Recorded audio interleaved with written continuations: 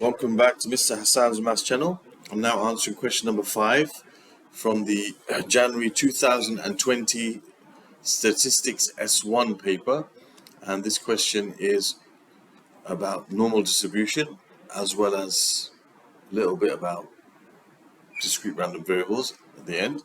It says 5a says the random variable x has a normal distribution with mean 10 and standard deviation 6. So the random variable x is such that it's normally distributed with a mean of 10 and a standard deviation of 6. Find the probability that x is less than 7. So we've got to find the probability that x is less than 7. Now we have to standardize this score of 7 so that it's in terms of our normal distribution curve and tables. So to standardize a score, what we do is we say that the z value is equal to the score minus the mean over the standard deviation. So here we've got the score, which is 10. Sorry, the score that we're standardizing is 7.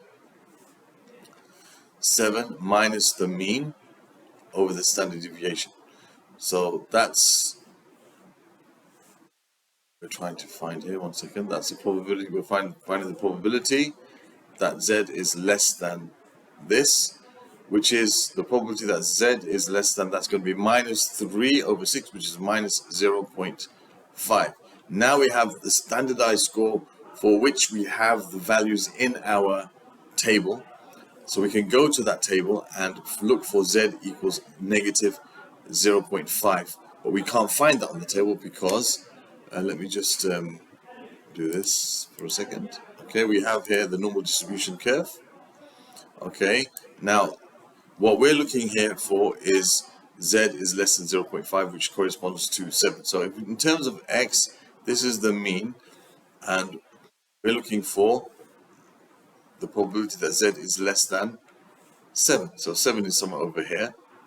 Okay, and we're looking for this area here.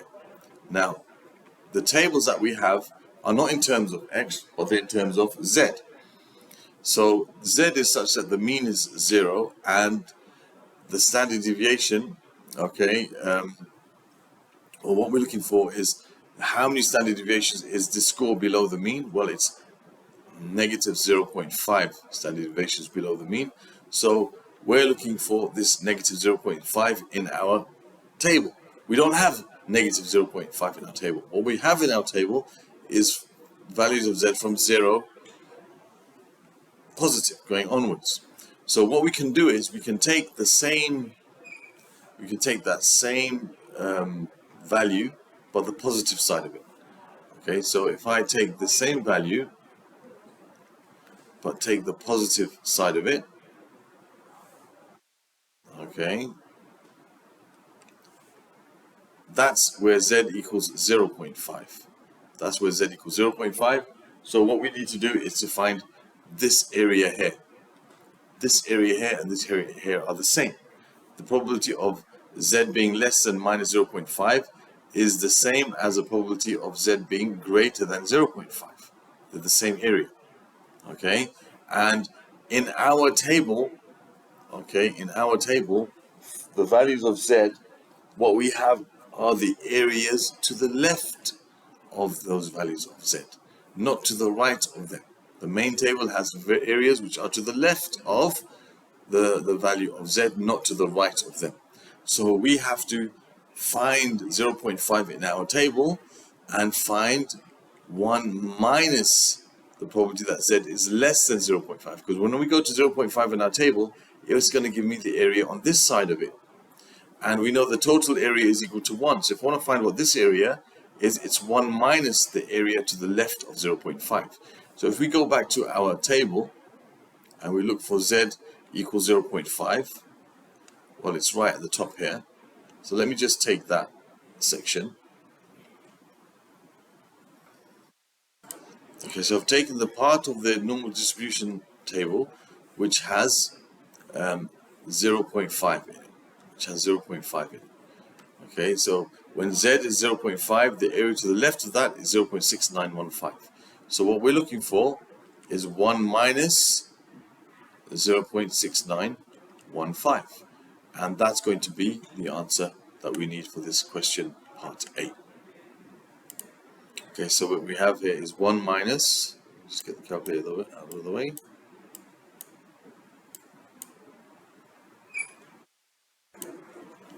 So you have 1 minus 0.691,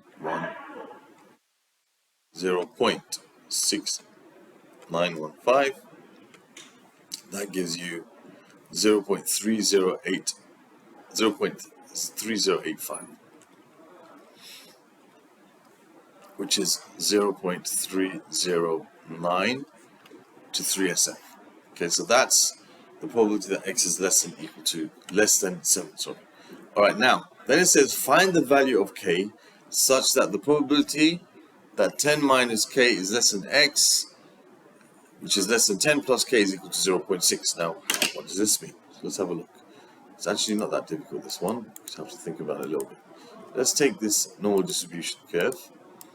Now, we know that in this 10 is the mean. So 10 is over here if we're looking at the x values. So it says 10 minus k, the probability that x is between 10 minus k and 10 plus k.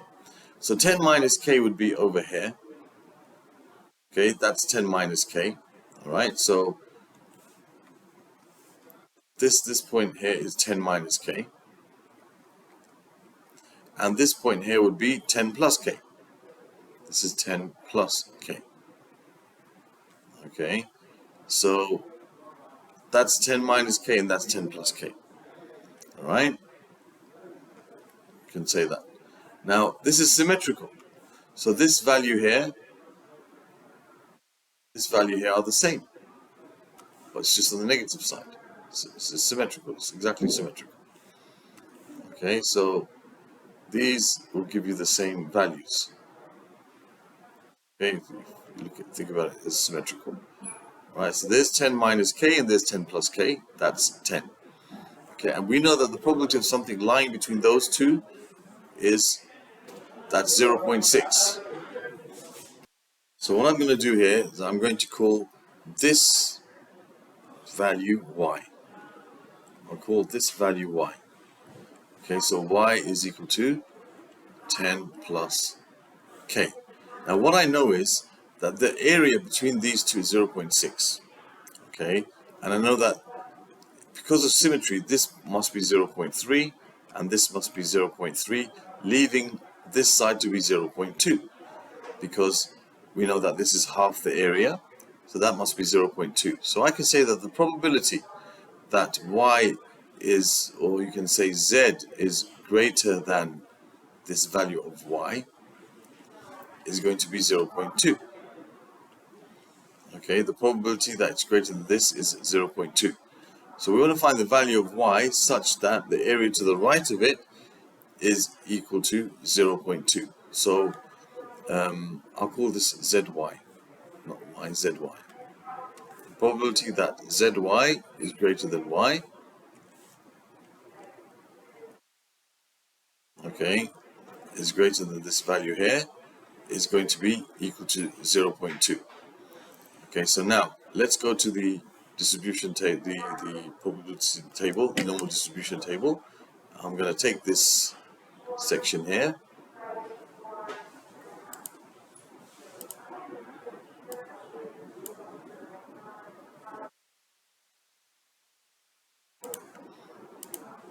And put it down here.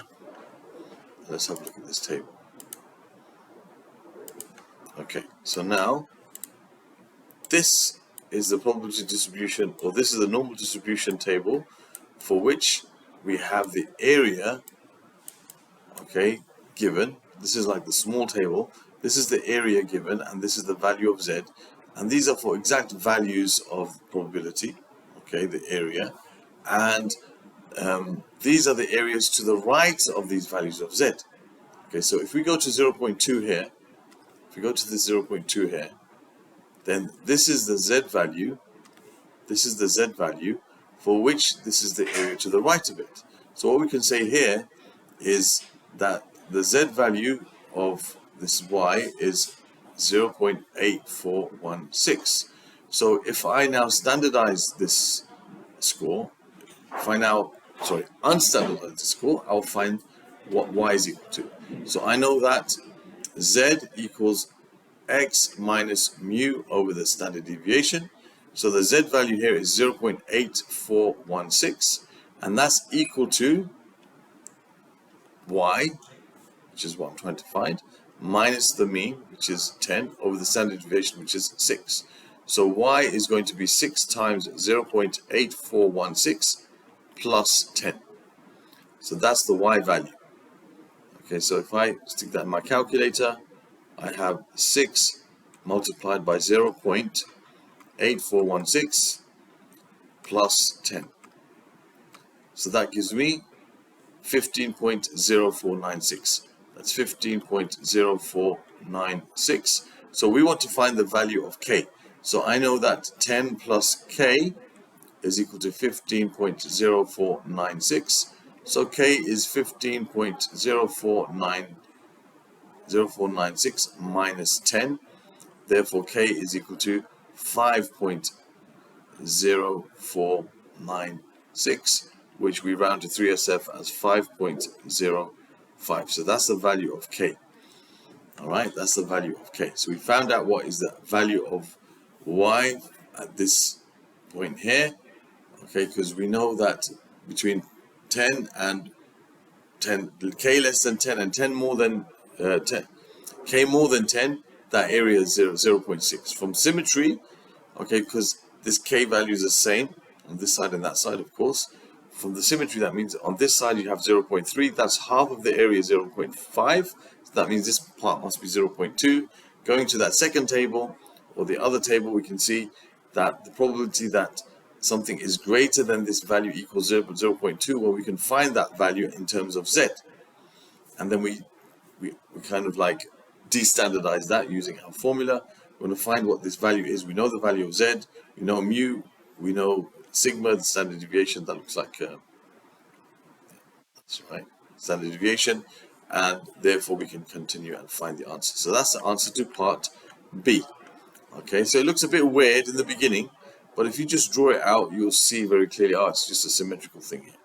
All right, so it's not really that difficult. It looks complicated the way they write it out, but it's not as complicated as it looks. Now for part C, this question is quite a long question here.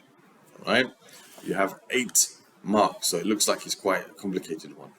And it looks like really strange, this question. But actually, it's not that difficult. Sometimes you just have to go with the flow. You have to just, you have no idea when you're starting a question, how am I going to solve this? How am I going to get the answer? But as you start just drawing it out, seeing what you're going to have, it works out to be fine. Okay, so this is a question like that. Say a single observation x of the random variable x is to be taken. Single observation. A rectangle is drawn on a centimeter grid with vertices having coordinates 0, 0, x 0, x, x minus 3, and 0, x minus 3. Find the probability that the area of this rectangle is more than 40 centimeters squared. So how would we start a question like this? Well, I would start a question like this by making a little sketch. Okay, there's nothing else really. If you're not sure what to do, just make a sketch of a rectangle in the grid. So it says 0, 0, so that's one vertex. And then you've got x, x minus 3. So then you have x0, which is going to be here. Say that's x0. Then you have x, x minus 3. Okay, so let's just say this is the point x, x minus 3. Say that this is the point x minus 3. We don't know where it is. It could be above or below. It doesn't matter really. So that's the point x, x minus 3. Okay, and the other point is 0 and x minus 3, which would be up here. So of course it's a rectangle. So if we join the vertices together, okay, we get this rectangle shape. Okay, we get this rectangle shape. Now, what it's telling us is that we've got to find the probability that the area of this rectangle is more than 40 centimeters squared. Well, the area of this rectangle will be given by the length, which is x, times the width, which is x minus 3. So you can say the area is the length times the width. So the area is x times x minus 3. Okay, that's quite obvious. And we've got to find the probability that this area is more than 40 centimeters squared. So we're going to find the probability. We're going to find the probability that x times x minus 3 is greater than 40. That's what we're going to find. Okay, so let's just take this inequality here and solve it first, and then we can work out the answer. So let's solve this quadratic inequality and find the values of x that we're looking for. So we have x times x minus 3 is greater than 40, which means x squared minus 3x minus 40 is greater than 0. So we have to solve this quadratic inequality. So first thing we're going to do, this takes us back to P1. We've got to find the critical values. So I don't think you can forget about P1. Once we get to S1, you have to remember how to do stuff from the pure maths as well. This is involved in this question. So what we got here is a quadratic inequality. So we're going to find first the critical value, find out when it equals 0. Find out the values of x when this equals 0. Then we can determine when it's greater than or less than 0. Okay, so this factorizes as x minus 8 times x plus 5 equals 0, because minus 8 times 5 is minus 40, minus 8 times plus 5, is negative 3. So we can say x equals 8 and x equals negative 5. But we have a quadratic inequality. If we were to sketch this graph, if we were to sketch the graph of this function, it would have this kind of shape. It would go through 8 and negative 5 and negative 40, or look something like this. Something like this. Not that good. But basically, those are the critical values. We want to find when it's greater than 0, when it's above the x-axis, you could say. Right? So we can see that's when x is less than negative 5 and when x is greater than 8. Those are the values of x that we're looking for. So we're basically looking for the probability that x is less than negative 5, or, which means plus, the probability that x is greater than 8. So we need to find these values, so we have to standardize them. Remember, x is such that it's normally distributed with a mean of 10 and a standard deviation of 6. So we can standardize these scores and find the probabilities of them. So let's do that. So you have probability that z is less than, you got this, you're going to have, if you standardize the score, remember, you have z equals x minus mu over the standard deviation. So you're going to have minus 5 minus 10 over 6 plus the probability that x is greater than 8. So that's when z is greater than, now you've got to have 8 minus 10 divided by 6. So this gives you the probability that z is less than, that's minus 15 over 6. Okay, minus 15 over 6. Negative 15 divided by 6, which gives us minus 2.5. Minus 2.5 plus the probability that z is greater than, that's minus 2 over 6. Okay, so you're going to have minus 2 over, negative 2 divided by 6, which is minus 1/3. We can say minus 0.33 to SF, because those are the z values that we have. So now we have to go to our tables and we have to look the probability that z is less than minus 2.5 and greater than negative 0.33. So how do we do that? Well, we don't have negative z value, so again we have to take our normal distribution table and try and figure that out. Okay, so I'm going to do this. Z is less than negative 2.5. Okay, that's going to be somewhere over here. That's the z value. All right, we want to find that area here, which is the same as z being greater than. So this part is the same as the probability that z is greater than 2.5. Okay, which is the same as 1 minus the probability that z is less than 2.5. Okay, because if this is 2.5, we're looking for this area. what we get from the table is Z value, the area which is left of the Z value is given. So if I go to 2.5 on my table, and whatever I get from the table, I do 1 minus that, it gives me the area I'm looking for. Okay, so I'm going to go to my table, and I'm going to look at Z as 2.5. So if we go to 2.5, 2.5 is over here, that's 0.9938. You can see from here, 2.5, 0.9938. Okay, 0.9938. That's the value I need. So 1 minus 0.9938.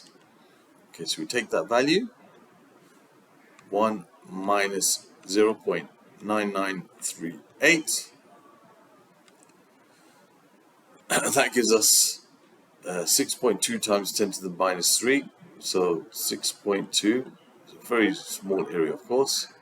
So that's going to be 1, 2, 3, 0.062. Okay, that's going to be 6.2. 1, 2, one more 0. 1, 2, 3. Yep, 0.0062. Okay, that's going to be the answer. Yeah, that's the answer for that first part. Okay, and the area that the probability is, we're going to find the probability that Z is greater than negative 0.33. Okay, which is going to be, if we think about this as negative 0.33, we want to find the probability of all of this, which is the same as the probability that Z is less than 0.33. Same as the probability that this whole area here. So if I find that, I get the answer. So I go to 0.33 on my table, and I get directly the answer. So 0.33 for Z, 0.33 is 0.6293, and that is the answer for that particular section. So 0.6293. 0.6293.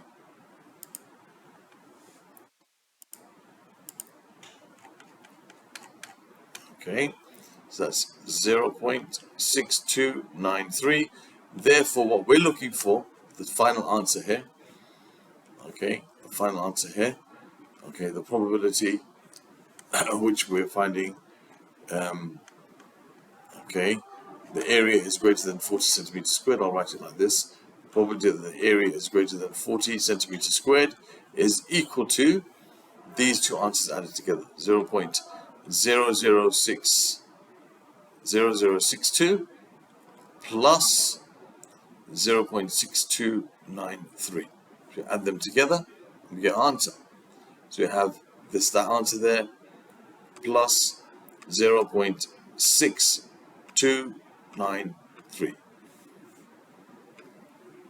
So that gives us 0.6355, 0.6355, which rounds to 0.636 to 3SF.